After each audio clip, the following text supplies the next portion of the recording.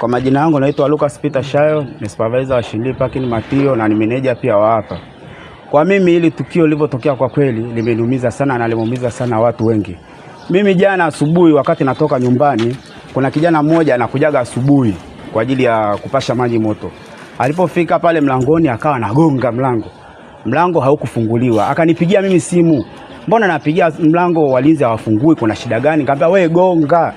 Alipogonga baadaye mwisho wa siku hawajafungua na muda nao unasogea imeenda kufika saa ngapi? Saa 1.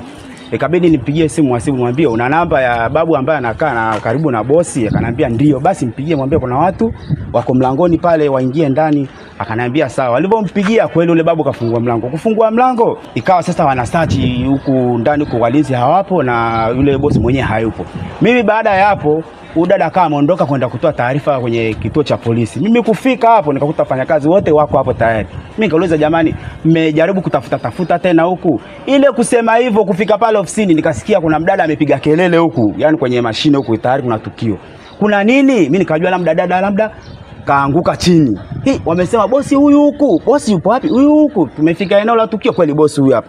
Mimi baada ya hapo cha kwanza nikaanza kumpigia mwasibu ngambia huko uliko rudi, bosi huyu huku na kashakufa. Kwa kufika katika eneo la tukio ndikabidi tusubie sasa wenyewe usalama wenyewe waje waangalie mwili, waukague mwili, wajue shida nini, maana sisi tulikuwa tunajua labda kajeruhiwa wapi. Yani tulikuwa tungeomba serikali yani iliangalia hili swala kwa jicho lingine. Naitwa Eva Sophie Michael. Ni muhasibu wa hiki kiwanda cha Shinli Packaging Materials. Siku jana Jumamosi niko nyumbani najiandaa kuja kazini mida ya saa 1 napokea simu kutoka kwa meneja wangu. Ananieleza kwamba kuna mtu amefika pale mfanyakazi kwa ajili ya kuwasha moto ili production iendelee, amegonga sana geti lakini geti halijafunguliwa. Meneja wangu akanambia jaribu mpigie babu, nishampigia sana bosi hajapokea simu.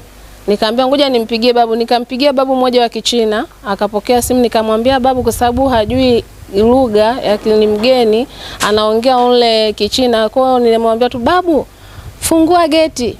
Babu akatoka akasema okay, akafungua geti. Alipofungua geti akakutana na watu wako nje, wakaingia ndani. Walivyoingia ndani, wao ambao walikuwa wanagonga akakuta walinzi hawapo.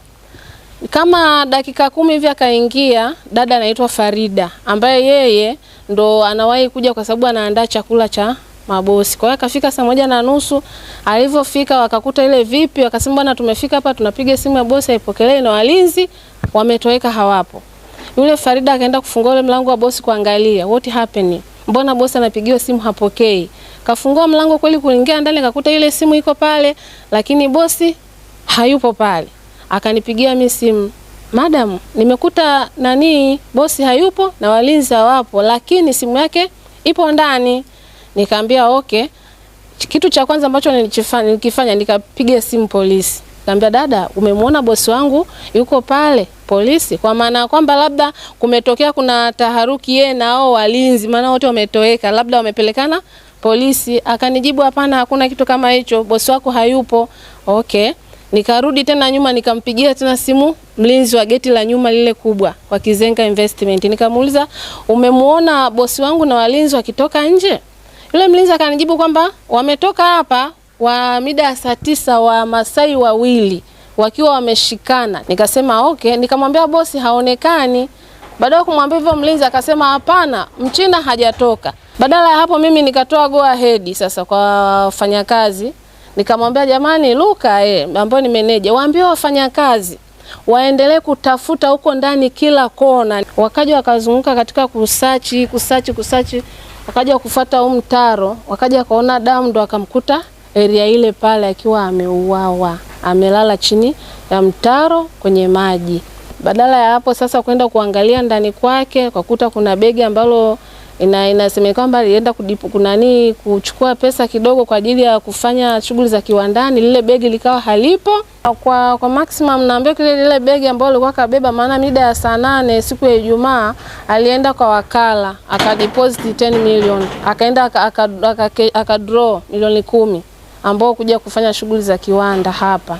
Naitwa Dennis, nimeishi hapa Tanzania miaka 20. Hapa mtu amekufa ni ndugu yangu natoka tumbo moja. Yeye anaendesha kampuni hapa Mabibo, kampuni ya kufanya recycling ya machupa. Hapa tunasajili watu zaidi wa Tanzania, tunasajili kupitia EPZA, tuna export Marekani, Malaysia, Vietnam, China, duniani mbali. Sasa usalama ni kitu muhimu ya kwanza kuliko watu wote, yani kuliko mambo wote. Yani ukipotea maisha, sasa mambo mengine na thamani gani? Sasa na yani mimi na kwanza na kuomba serikali, polisi na ku follow up